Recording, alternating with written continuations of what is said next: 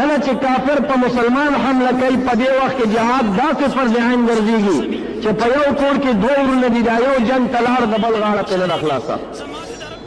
که دا دواړو ورونو کې یو جهاد ته لاړ د بل غاړه پرې نه خلاصه دا دواړه ورونه دا پلار زامن ټول به جهاد ته وځي بیا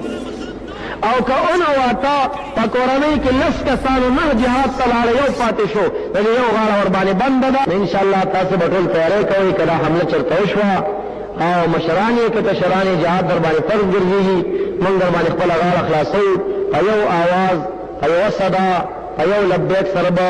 ټول په جمع باندې ځو او هغلته به چې کوم دی د هغې نه به بیا جهاد شروع کېږي معلومه داسې ده چې د مادې سره زمان وخت را نږدې دی او روایاتو کې داسې راځي چې د خراسان نه د هغه لښکر جوړېږي نو دا به یو لوی عظیم جنګ جهاني دا څه وړوکی جنګ نه دی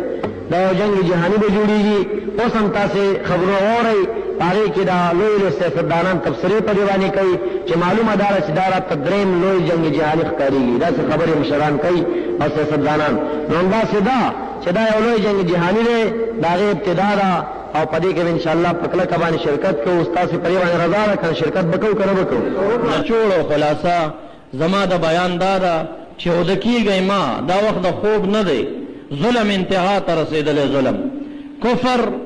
په داسې چپو باندې دی چې دا چپو به خدای تعالی انشاءالله د مجاهدینو په لاس باندې نسکوری خو هغوی دغه جنګ یو ځل بیا صلیبي جنګ جوړول غواړي لکه څنګه چې مخکې جنګ جهاني و د ټولو مسلمانانو د ټولو کفارو په خلاف پاڅونونه و هغه شان ته پاڅون ته خبره ورجوړه ده ټول ځانونه چنټه او اماده ساتئ دا دنیا ګټل دا د دې دپاره نه دي چې ته پیدا د دې دپاره یې د دین سپاهي ځان نه جوړ کا د دین مجاهد ځان نه جوړ کا دغه دین دفاع کوه اله العالمین زمونږ د دین د دفاع وعده په خپله کړې هغه یې ساتلی شي لیکن دا موت پې ازمایي چې دغه ملا صاحب څه تله کې دی او دغه امیر په څه تله کې دی زموږ ستا ایمان پې اندازه کوي جهادي جذبې ځان کې پیدا کوي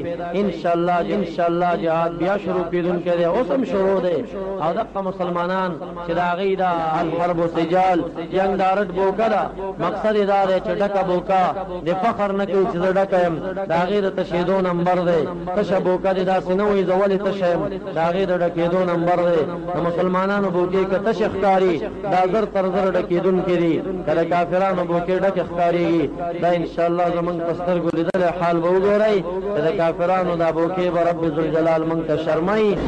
زما دې بدن کې چې ترسو ساوي زما دې د رب ذوالجلال په